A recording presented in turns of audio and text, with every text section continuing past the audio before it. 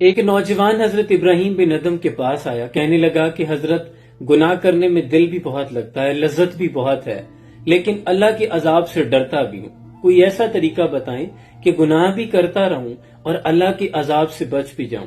اب سوال تو بہت احمقانہ تھا، لیکن اللہ والے بڑی فہم و فراست کے مالک ہوا کرتے ہیں، بڑے فراغ دل ہوتے ہیں، کبھی دھتکارتے نہیں، بڑے پیار سے انہوں نے پاس بٹھا لیا۔ جیسے اقبال نے کہا کہ نگاہ ولی میں وہ تاثیر دیکھی، بدلتی ہزاروں کی تقدیر دیکھی۔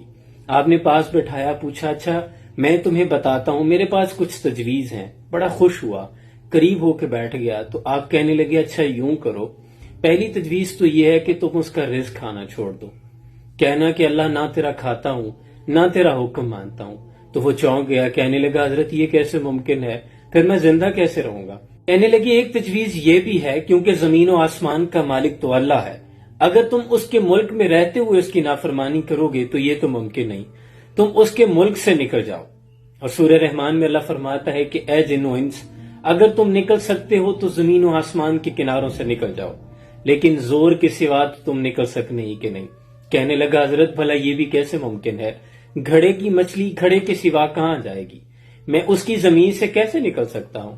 تو کہنے لگے اچھا پھر یوں کرنا، جب ملک الموت تمہارے پاس تمہاری روح قبض کرنے کے لیے آئے تو کہنا تھوڑی سی مہلت دے دو، میں توبہ کر لوں۔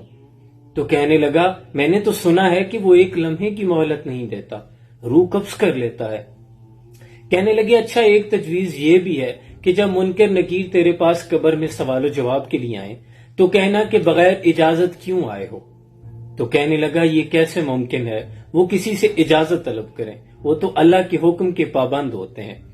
تو بزرگوں نے کہا اچھا ایک تجویز یہ بھی ہے کہ جب قیامت کے روز حشر کے میدان میں اللہ تیرا اعمال نامہ کھولے اور تیرے گناہوں کو دیکھ کر تجھے جہنم میں گھسیٹ کے لے جانے کا حکم صادر فرمائے تو فرشتوں سے کہہ دینا کہ میں نہیں جاؤں گا، ضد کر لینا۔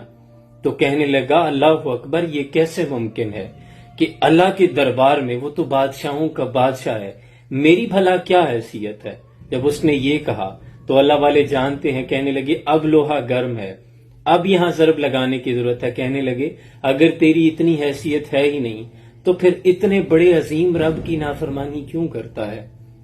فوراً سے کہہ اٹھا میری توبہ، آج کے بعد میں گناہ نہیں کروں گا، وہ بڑا عظیم رب ہے، میں اپنے گناہوں پہ نادم ہوں اور توبہ کرتا ہوں۔